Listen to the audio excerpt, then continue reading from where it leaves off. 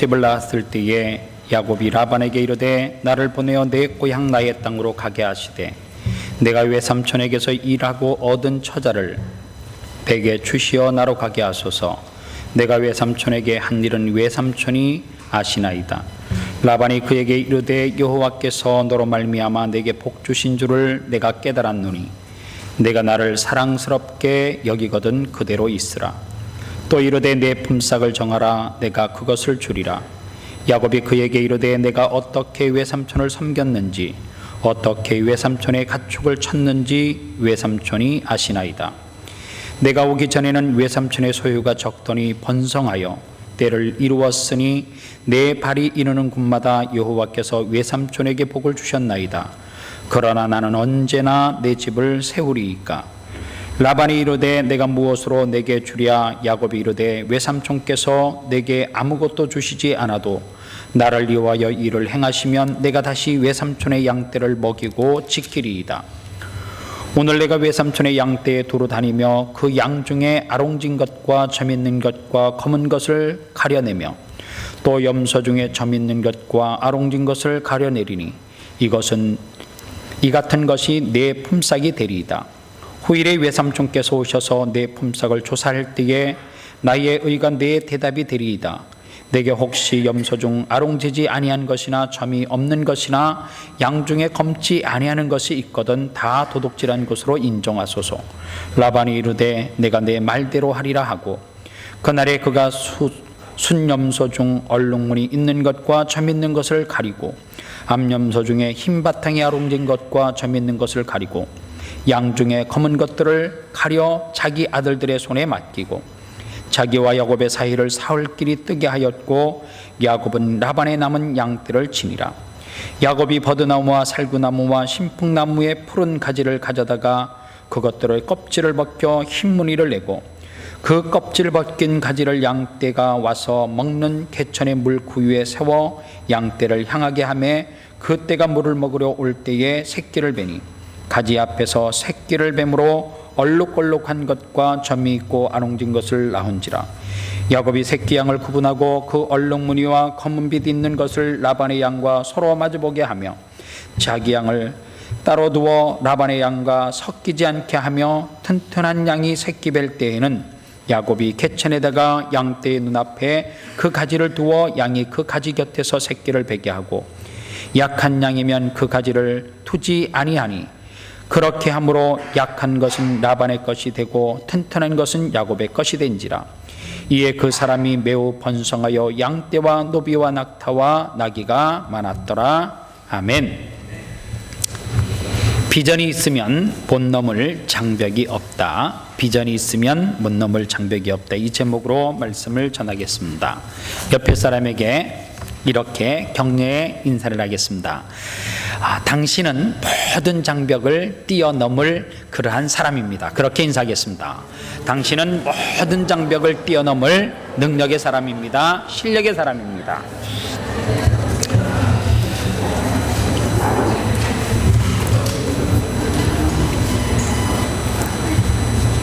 성경에 보면 쓰임받는 사람들의 공통점이 있습니다. 하나같이 악조건에서 승리를 이끌어 냈다라고 하는 것입니다. 좋은 여건에서 성공한 사람들은 그리 많지 않은 것 같아요. 대부분의 사람들은 악한 환경과 조건 속에서도 그것을 뛰어넘고 승리했다라고 이야기를 많이 합니다.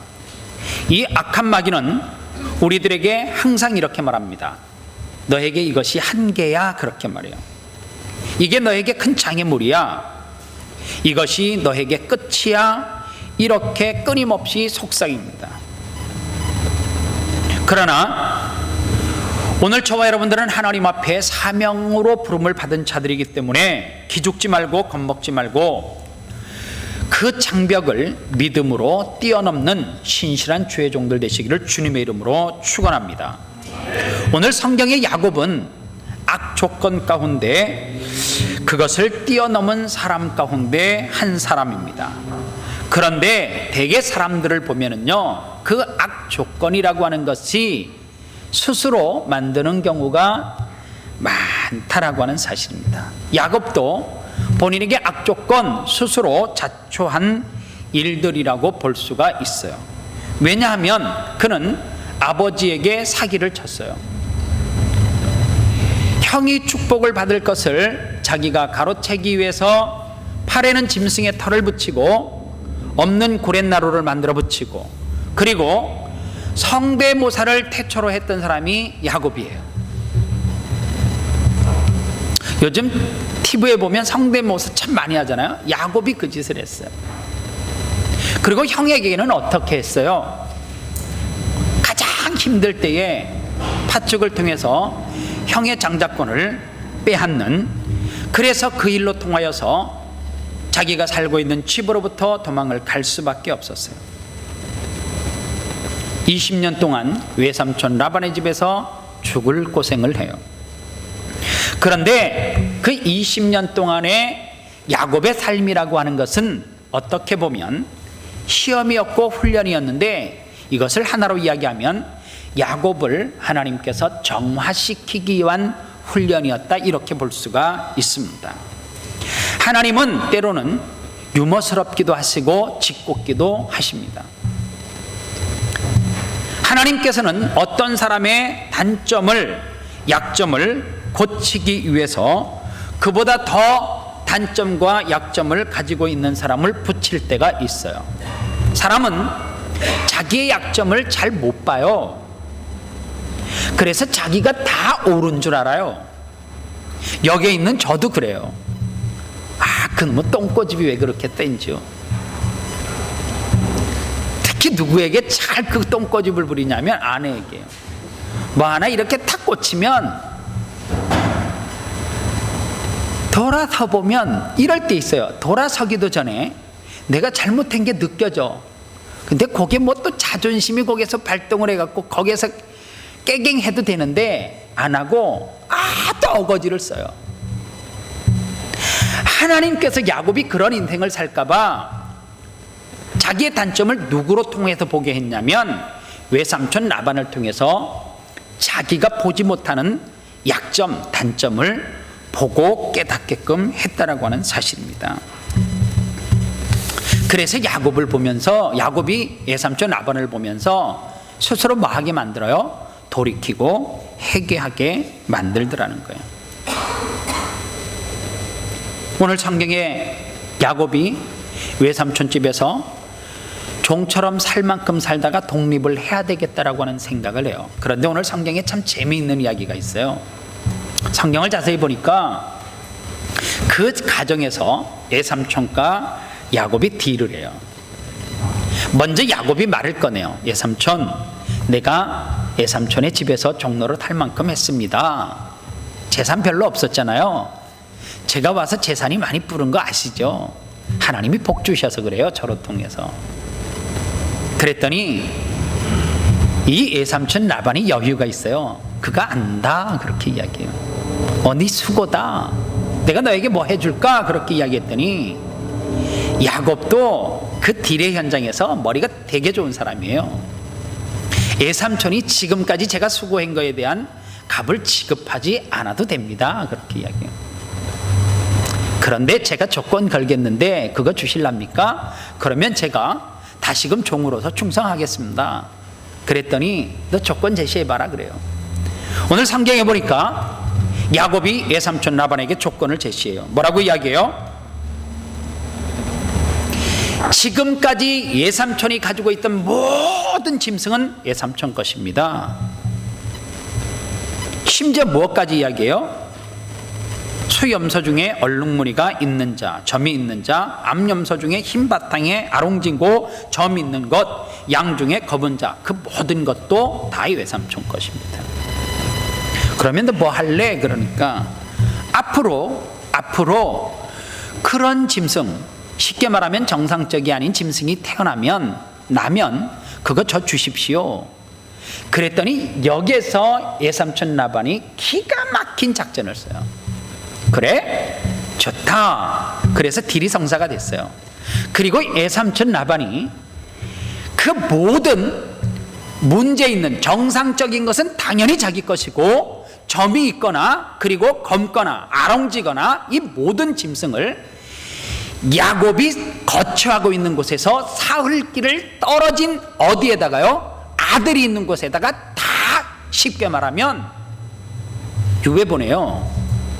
서로 뭐 하지 못하게요? 야곱이 있는 장막 있는 곳에 얼씬거려서 실수로라도 밤에 잠 못 자게 만들려고 완벽한 조치를 취해요. 오늘 그러면 이러한 상황 가운데 야곱이 위기가 찾아왔을 때에 그 어려움을 어떻게 극복하는가를 통해서 우리 가운데 위기가 찾아왔을 때 어떻게 그 위기를 극복할까 야곱을 통해서 좀 배우기를 원해요. 첫 번째, 야곱은 아무리 어려움이 있다 할지라도 성취할 꿈을 꾸었던 사람입니다. 야곱은 좋던 나쁘던 꿈을 꾸는 사람이었어요. 왜 그런 꿈을 꾸는 사람이었느냐? 그의 아들도 꿈을 꾸는 사람이었어요. 여러분들, 꿈이 있는 집안은 반드시 그 꿈을 이루게 되어져 있어요. 꿈이 있는 가정은 반드시 포기하지 않으면 성공하게 되어져 있어요. 그래서 가장 중요한 게 뭐냐? 여러분들, 아버지는 희망의 끈을 버리면 안 돼요. 자녀들에게도 왜 강한 아빠로 있어야 되느냐 하면 때로는 힘이 들잖아요. 물론 농담처럼 아빠 힘들어 어깨 주물러줘 그러지만 정말 위기가 왔을 때에 아빠라고 하는 그 자리에 굳건하게 서 있을 때 자녀들은 있잖아요, 100배 1000배의 힘을 내는 거예요. 오늘 성취할 꿈이 있어야 되는데 그 성취할 꿈이 교회는 뭐냐? 가정은 뭐냐? 여러분들, 한국교회, 그 안에 시드니의 아름다운 교회, 그리고 이 시드니 안에 수많은 한국교회들이 있어요. 그런데 모든 교회들이 외치는 것 중에 하나가 부흥이에요. 오죽 사람들이 부흥을 꿈꾸면 부흥, 그것도 모자라서 부흥 2000, 뭐 어게인, 뭐 별의별 찬양을 다 만들어냈어요. 그런데 그 부흥의 외침 속에 교회 안에 부흥이 일어났어요. 그런데 그 부흥은 교회 안에서만의 부흥이었고 교회 안에서만의 축제였어요. 왜냐? 세상은 교회가 부흥했다라고 하는 것에 관심이 없어요. 제가 한번 예를 들어 볼까요? 참 설교가 방송에 나가니까 조심스럽기도 해요. 대한민국에 손에 꼽을 만큼 훌륭하게 성공한 목사님들이 계세요. 성도 수가 60만이래. 여러분들, 성도가 4만, 10만이래요. 얼마나 교회가 크면 지하철이 교회 밑으로 지나가요. 옆으로도 지나가요. 그리고 역 이름을, 교회 이름을 따서 역 이름을 세워요. 이 정도 되면 부흥한 교회 아니에요? 근데 중요한 게 있어요. 아무리 여의도에서 60만을 모은 목사님이랄지라도 세상 사람들, 여의도에 살고 있는 예수 안 믿는 사람이 관심이 있어요? 그분에게 관심이 있냔 말이에요. 어디 길을 가면 예수 믿는 사람이나 그 목사님 인정하고 목사님 오셨다고 훌륭한 목사님 그러지, 예수 안 믿는 사람이 여의도에서 시장통에서 빈대떡 장사를 하는데 그 사람이 오면 그 사람이 누군 줄 알아요? 관심 없어요. 빈대떡 값 다 받아. 멀쩡하게 생긴 양반이 깎으려 그러면 아이고 생긴 것도 멀쩡한 양반이 또 이런 거를 쪼잔하게 깎아요? 그래요. 왜 그런 일이 벌어지느냐? 교회 안에서 부흥을 외쳤지만 무슨 역할을 못했어요? 성도나 주의 종들이, 여러분들, 우리나라 근로자들이 저 중동이라고 하는 나라에 가서 2가지 공사를 하는데 엄청 땀을 흘렸어요. 하나는 뭐냐면 송유관, 즉 원유를 운송하는 뭐를 만드는 거예요? 간을 만드는 거예요. 하나는 또 뭐예요? 송수관, 물이 귀하니까 물이 많은 곳에서 수로를 연결해 가지고 그 사람들에게 필요한 물을 공급하는 이 송수관을 만들었어요. 물이 아무리 저수지에 많으면 뭐해요? 사막 한가운데서 아무리 원유가 콸콸콸 쏟아나면 뭐해요? 그것을 정화하고 사람들이 먹을 수 있도록 그 사는 지역까지 뭐 하는 것이 필요해요? 운송하는 것, 전달하는 것이 필요해요. 오늘 교회의 부흥은 결국에 우리가 너무너무 부흥됐다라고 하는 것을 우리끼리 축제를 벌이고 자랑하려고 부흥하는 것이 아니라 이 주변에 예수를 믿지 않는 사람들에게 우리는 송유관과 송수관의 역할을 감당하기 위해서 우리가 부흥을 꿈꾸는 거예요. 오늘 우리의 부흥은 우리만의 축제고 우리만의 행복이지 세상과 무슨 상관이 있어요? 오늘 그러다 보니까 교회 안에 어떤 일이 벌어지느냐, 자꾸만 주변만 맴돌아요. 세상 사람들처럼 아이고 저게가 문제야, 저게가 문제야, 저게가 문제야 지적만 해요. 그런데 그 힘은 아무런 능력이 없습니다. 복음으로 무장하고 어디로 들어가야 돼요? 그 꿈을 가지고 사회 세상 속으로 우리는 송유관과 송수관의 역할을 하기 위해서 뛰쳐 들어가야 돼요. 그래서 물이 필요한, 생수가 필요한 자들에게 생수를 공급해 주어야 되고요, 기름이 필요한 자들에게 기름을 필요한 곳에 전달해 주어야 돼요. 우리가 지금 그 역할이 사회 속에서, 세상 속에서 그리스도의 힘, 이것이 너무너무 약하다라고 하는 사실입니다. 그래서 여러분들, 우리가 앞으로 세상이 어떻게 변화될 것, 그것을 우리가 미리 예측하기는 어렵지만 변화될 그 시대 중심 가운데 들어가서 복음을 들고 어떻게 변화시킬 것인가, 우리는 현실에 투자하는 자가 아니라 미래에 투자하는 자가 되어줘야 돼요. 성경에 보면 현실에 투자하는 사람이 있어요. 창세기에 보면 롯이라고 하는 사람이 그래요. 이 사람은 아브라함과 그의 종들이 짐승을 놓고 자꾸만 싸움을 벌이는 거예요. 그랬더니 아브라함이 그렇게 이야기해요. 네가 자하면 나 우하겠다, 네가 우하면 나 자하겠다. 그랬더니 이 롯이 어떻게 하느냐 하면 소활 땅, 즉 요단강 하류 평지를 선택을 해요. 그 지역에는 뭐가 있었어요? 소돔과 고모라가, 도시가 이미 자리를 잡고 있어요. 현실적으로 보니까 너무너무 풍요로운 땅이에요. 아브라함이 선택한 땅은 어디예요? 그 땅 아래로 무엇이 흘러요? 용암이 흘러요. 부엘세바, 황무지. 그런데 훗날 부엘세바는 뭐가 됐어요? 약속의 땅이 됐어요. 소돔과 고모라는 어떻게 됐어요? 지금 사해가 됐단 말이에요. 여러분들, 느헤미야 시대에 예루살렘은 말도 못할 황무지였어요. 그런데 예루살렘에 살겠다라고 하는 사람이 없으니까 백성 가운데 10%를 뽑아가지고 거기에다 심었어요. 그런데 그 가운데 몇몇 사람들이 내가 예루살렘에 들어가겠다라고 자원한 사람이 있어요. 그런데 예루살렘이 처음에는 변방이었어요. 사람이 살지 않는 곳이었는데 자원하고 헌신하는 사람 몇 사람이 들어가서 그 예루살렘이 뭐가 됐어요? 이스라엘의 중심지, 세계의 중심지가 되더란 말이에요. 오늘 예수 그리스도를 믿는 사람들이 세상 가운데 들어가면 변방이라 할지라도 황무지라 할지라도 뭐가 돼야 돼요? 중심지가 돼야 돼요. 그게 뭐예요? 복음의 능력이란 말이에요. 세상 가운데 역사하는 능력. 여러분들, 총알 왜 만들어요? 수류탄이 왜 만들어요? 탱크 왜 만들어요? 장갑차 왜 만들어요? 장갑차를 만들어 놓고 이야, 우리의 기술로, 순수한 우리의 기술로 저거를 만들었다, 늪에 빠져도 쟤는 스스로 다리를 쭉 펴가지고 올라온다, 그거를 보고 막 감탄하고 박수 치려고 막 탱크 만들고 전차 만들어요?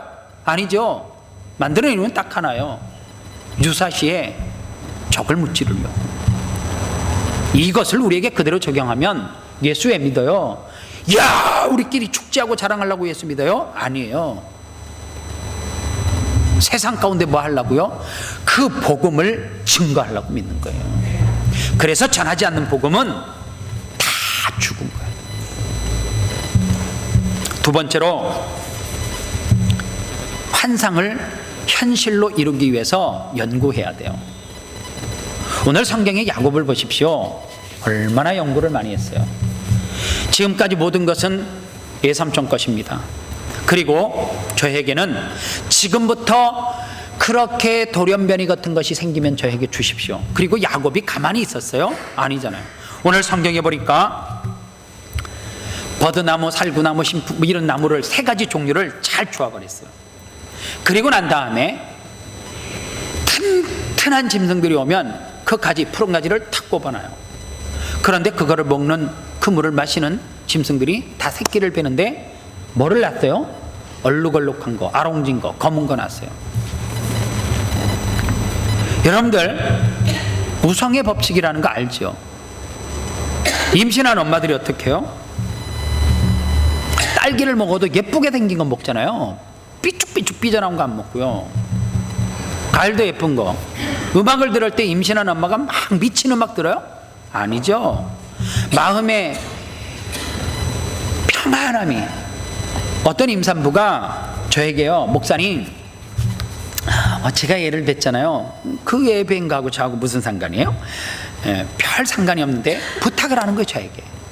왜요? 그랬더니, 목사님, 성경을 이렇게 통독하는 것 중에 예수님께서 바다를 거니릴 때는 바다에 그 파도 치는 소리가 잔잔하게 이렇게 음악을 깔아가지고 나오는 성경 통독 같은 거 있죠? 예, 그거 다운받아 주세요. 받아줬어요. 임산부가 소원하는데 그거 못 들어주겠어요? 예수님이 산에 가시면 바람 소리가 나서 막 잎사귀가 막 이렇게 그런 소리 나는 거 있잖아요. 줬어요. 왜요? 예쁜 자녀 낳겠다는데, 말씀에 충만한 자녀 낳겠다는데 도와줘야죠. 여러분들, 꿈이 현실이 되기 위해서는 야곱처럼 뭐 해야 돼요? 노력해야 돼요.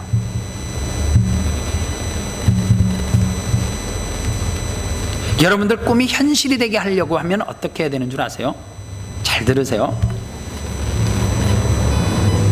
꿈이라고 하는 단어를 오래 가지고 있으면 계속 꿈이에요. 죽을 때까지. 목사님, 저 꿈이 있어요. 어제도 꿈이 있고 오늘도 목사님 저 꿈이 있어요. 내일도 또 물으면 네, 목사님 저 꿈이 있어요. 죽을 때까지 꿈만 있어요. 꿈이라고 하는 단어를 가슴에 오래 두지 말고 뭐 해야 되냐면, 현실로 그것을 뭐 해야 돼요? 현실로 실현시킬 때 꿈은 현실이 돼요. 직장에 다니는 분이 있잖아요. 자꾸만 이런 강의 들으러 다니면 안 돼요. 꿈을 찾아라, 비전을 찾아라. 그러면 직장 때리치우고 나오고 싶어요. 그런 강의를 자꾸만 들으면 내가 직장에서 그냥 썩는 것 같은 느낌이 드는 거예요. 여러분들, 2016년도에 어느 큰 은행에 신입사원들을 뽑았어요. 출발이 달라요, 같아요? 똑같죠? 20년 흘렀어요. 어떤 사람은 그 은행의 은행장이 돼요. 어떤 사람은 계속해서 가장으로 머물러 있어요. 그 사람의 차이가 뭐냐? 하나밖에 없어요. 20년 후에 은행장이 된 사람은 그곳에서 일을 무엇으로 했어요? 일로 하지 않고 꿈으로 일했어요. 20년이 지났는데 그 사람이 여전히 그 자리에서 과장으로 있어요. 그 사람은 뭐를 했어요? 일을 그냥 일로 했어요. 일을 하면서도 막 억울한 거죠. 내가 일을 어떻게 이렇게 열심히 할 수 있어? 그러면서 막 억울해해요. 그런데 일을 꿈으로 하는 사람은 어떻게 해요? 그 일 어떤 것이 맡겨져도, 왜냐하면 그게 꿈이거든. 그게 이 은행을 설립한 사람의 꿈이 아니라 그 직장에서 그 꿈이 뭐가 되게끔, 내 꿈이 되게끔 최선을 다하는 사람은 반드시 그 꿈을 현실로 실현시키더라, 그 말이에요. 어떤 사람은 직장을 다니면서 그렇게 이야기해요. 일을 일처로 한 사람은 이렇게 이야기해요. 내가 이 직장에서 은퇴를 하고 나면 내 꿈을 실현하기 위해서 이제 살 거라고. 그런 사람은 똑같이 살아요. 어떻게 일과 꿈을 분리할 수 있단 말이에요? 없어요.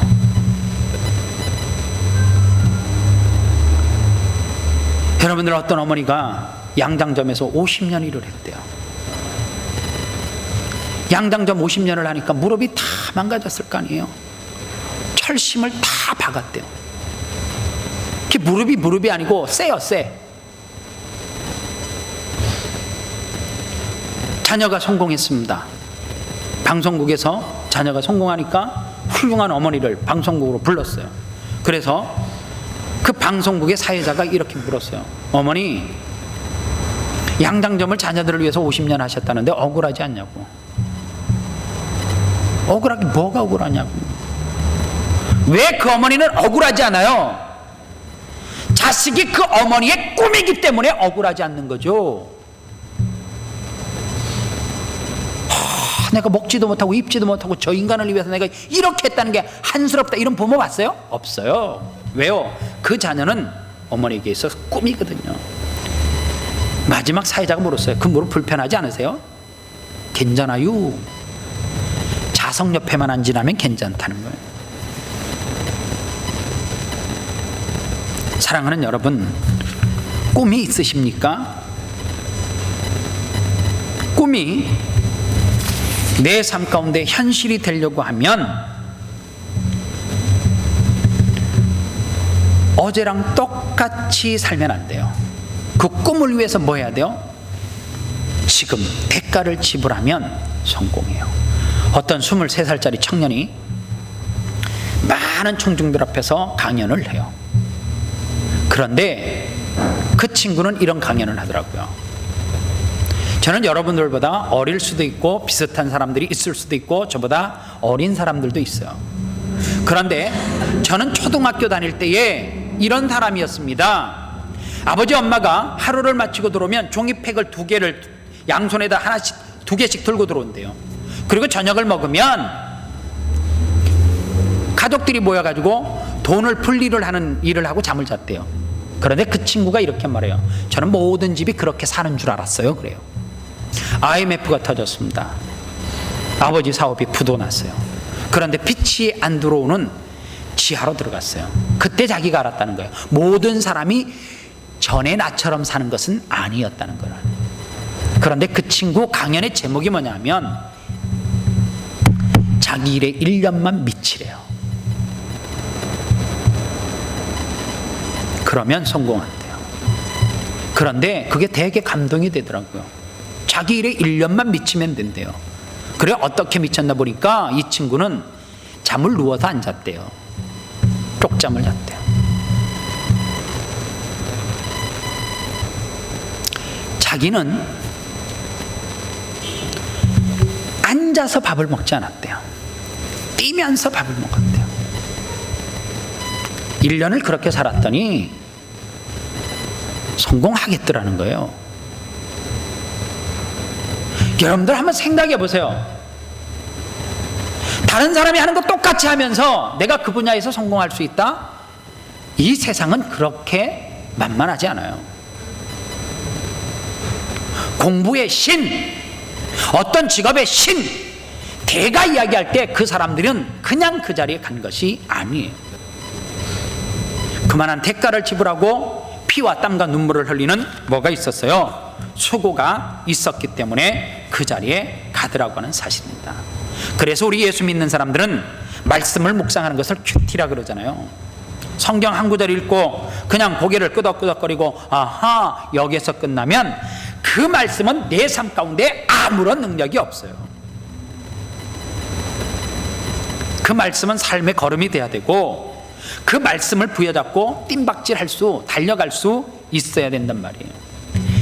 미국의 켄터키 주에 가면 양계장 농가가 그렇게 많대요. 어느 해 닭값이 너무너무 폭락을 했습니다. 양계는 출하를 하는 날짜가 있대요. 45일, 60일 뭐 이런 식으로.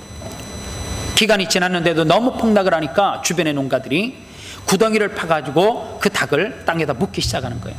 한 농부가, 양계장을 하는 한 주인이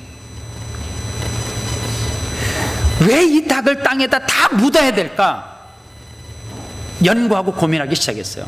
그래서 압력솥에다가 기름을 넣고 몇 가지 양념을 첨가하고 튀겼어요. 그것이 뭐냐 하면 켄터키 프라이드 치킨의 모토예요. 다른 농가는 다 땅에다 묻었을 때 그 사람만큼은 왜 내가 이거를 묻어야 되느냐, 질긴 닭이랄지라도 부드럽게 먹을 수 있는 방법이 없을까, 바삭바삭하게 연구하니까 어떻게 해요? 그 사람은 인생의 성공자가 똑같은 환경에서 닭을 키웠지만 그 사람은 성공하더라, 그 말이에요. 기독교를 프로테스탄트라고 그렇게 이야기를 해요. 이 프로테스탄트의 말이 뭐냐 하면 항의자예요. 여러분들 무엇이 잘못됐다라고 하는 거 뭐 알아야지 항의하죠. 그렇지 않아요? 항의를 하기 위해서 뭐 하는 거예요? 생각하는 거예요. 항의를 하기 위해서 뭐 하는 거예요? 공부하는 거예요? 연구하는 거예요. 그래서요, 어떻게 칼빈이 루터가 종교개혁 할 수 있느냐? 이유는 딱 하나예요. 그냥 하는 것이 아니라 칼빈이 뭐였어요? 기독교 교회 만들어가지고 뭐 하는 거예요? 실력으로 뭐 하는 거예요? 잘못된 것을 증명하는 거. 오늘 우리 그리스도인들에게 그게 필요해요. 세 번째 단계, 연구도 해야 되지만 그 다음에 뭐가 있어야 되느냐? 비전도 가져야 되고 연구도 해야 되지만 이게 없으면 그거는 그냥 뛰어난 사람에 불과해요. 기도가 있어야 돼요. 머리가 좋은 사람은 이렇게 표현해요. 뛰어난 사람, 머리가 좋은 사람이니까 뛰어나죠. 그런데 기도하는 사람은, 머리가 좋은데 기도하는 사람은 무서운 사람이에요. 여러분들, 세상을 움직이는 사람들은 뛰어난 사람들이 움직이는 것이 아니라 무서운 사람들이 움직이는 거예요. 정말 무서운 사람들이 움직여요. 어느 목사님이 하나님 앞에 결단해야 되는 기도를 드릴 때 사모에게 그렇게 부탁을 한대요. 여보, 내 손과 내 발을 묶으시오. 그리고 하나님 앞에 신경쇼부 단판 승부를 짓는데요. 하나님, 저 안 들어주시면 두 손 두 발 다 묶었습니다. 죽습니다. 하나님 앞에 죽기 살기로 무섭게 덤비면 하나님께서 어떻게 그 기도를 안 들어줘요. 여러분들, 성경에 보면 엘리야는 우리와 성정이 같다, 그 말이에요. 그럼 우리가 똑같은 사람이다, 그 말이에요. 그런데 엘리야가 왜 무서운 사람이냐? 그는 기도하는 사람이었기 때문에 무서운 사람이라는 거예요. 히스기야가 왜 무서운 사람이에요? 죽을 병에 안 걸리는 사람 있어요? 병 안 걸리는 사람 어디 있어요? 걸릴 수 있죠. 예수 믿는다고 다 암 안 걸리고 예수 믿는다고 다 어려움 없어요? 다 있어요. 히스기야도 똑같이 죽을 병 걸렸어요. 너 이제 죽어, 그렇게 이야기했어요. 하나님, 나 못 죽어요. 하나님 앞에 이를 꽉 물고 기도하는 거예요. 하나님, 내가 주를 위해서 충성한 거 아시죠?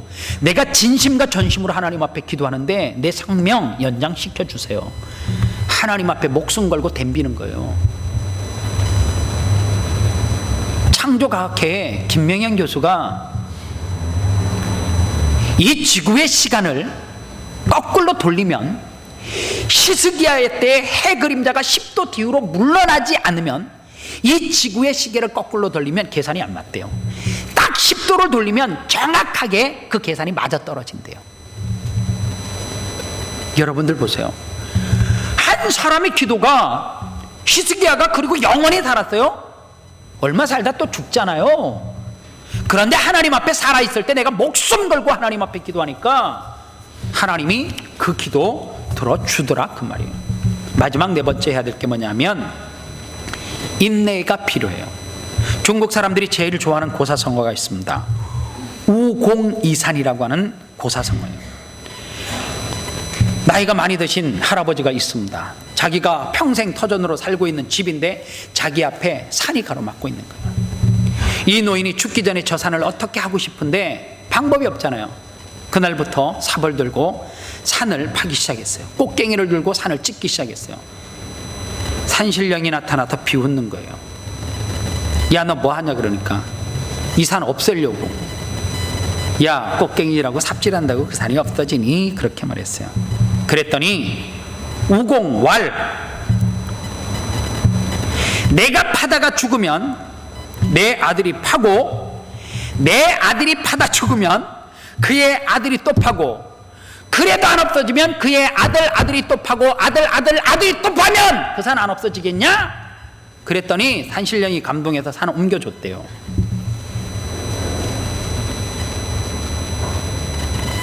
중국 사람들의 정신일 수도 있어요. 우리 너무 쉽게 포기해요.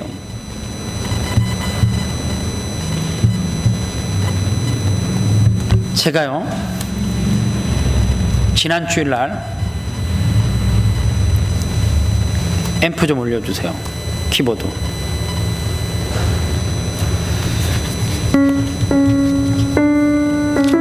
로마서 성경 통독을 하기 전에 로마서 설교를 했잖아요.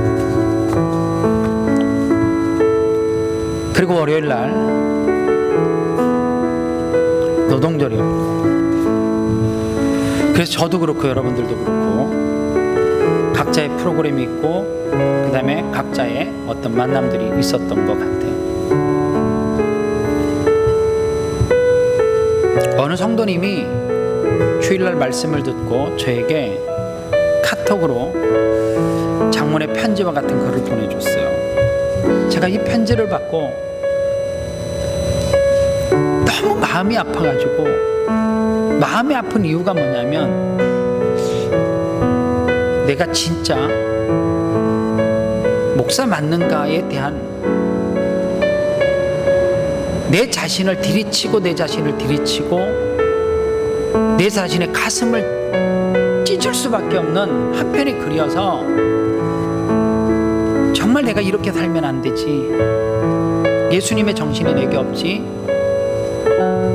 그러면서 또 글을 보고 눈물을 흘렸던 편지와 같은 글을 제가 여러분들에게 읽어드릴게요. 목사님 안녕하세요. 저는 누구누구입니다. 지난주 목사님 말씀이 너무나 소중히 느껴져서 말씀 올립니다. 저는 호주에 온 이후 오늘까지 하나님의 크신 은혜로 살 수 있었음을 매일 감사하며 살고 있었습니다. 너무나 고통스러운 시간을 버티게 해주셨고 제 나름 크고 작은 기적도 경험했습니다. 아침에 일어나서 기도하고 밤에 집에 오면서 하루하루를 지켜주신 하나님께 감사의 기도. 제가 할 수 있는 건 그것밖에 없기 때문이죠. 그리고 제가 최근 감당할 수 없을 만큼 힘든 일들 앞에 서게 되었습니다.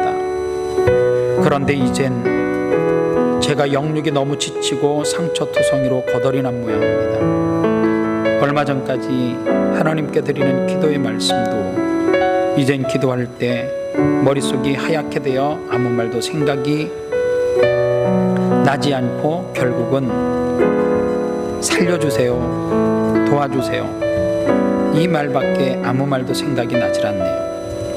앞에 보이질 않고 길을 잃은 것 같습니다.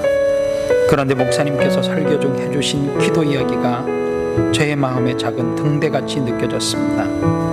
저의 지금의 상태가 비둘기의 작은 꾸르륵거림과 같이 생각됩니다. 지쳐 엎드려 쓰러져 힘들게 내뱉는 살려주세요. 그리고 하나님은 이미 준비하시고 계시다는 말씀 드리는 저에게 한 모금 물과 같습니다. 이제 믿고 다시 한번 일어나 걸어 보려 합니다. 귀한 말씀 감사드립니다. 가능한 한 교우와의 친교에도 많이 노력하겠습니다.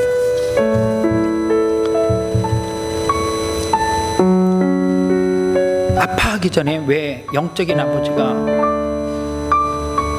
내가 왜 그거를 미리 알고 그 아픔을 보듬지 않고 함께 울고 기도하지 못했을까? 우리 공동체 안에 여러분들 그런 기도 해보셨죠? 저도 안 해봤는데 것이 하얗고 앞이 깜깜해서 기도의 소리가 안 나와서 그냥 살려주세요, 도와주세요, 이런 기도해보셨어요? 얼마나 힘들면 정말 비둘기가 씨름하는 것처럼 살려주세요, 도와주세요. 먼 이웃의 이야기가 아니라 우리 교회 공동체 안에 내가 목양을 하고 있는 교회 성도 가운데 너무너무 힘이 들고 아파서 벼랑 끝에서 누가 손가락만 밀기만 하면 그냥 모든 희망의 끈을 놓고 포기해버리고 싶은 그런 상황 가운데 있는데, 나는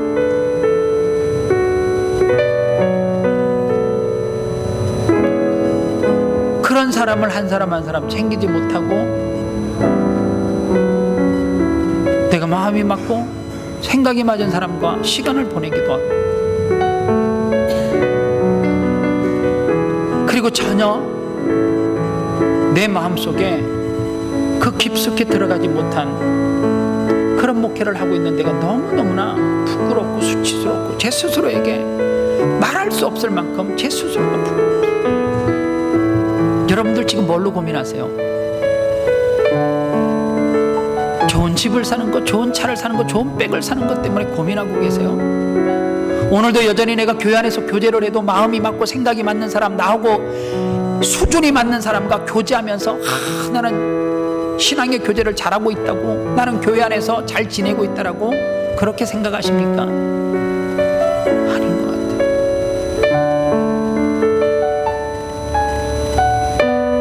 여전히 같은 공동체 안에서 하나님 저 좀 살려주세요, 지푸라기를 잡고 있는 성도가 있는데, 오늘 저와 여러분들이 우리 주변의 성도들을 생각하면서 내가 얼마나 기도하는지를 저는 한 주간 내내 얘기했어요. 새벽마다 시간마다 하나님 앞에 한 번 딱 읽으면서 내 몸에 전율이 딱 일어났어요.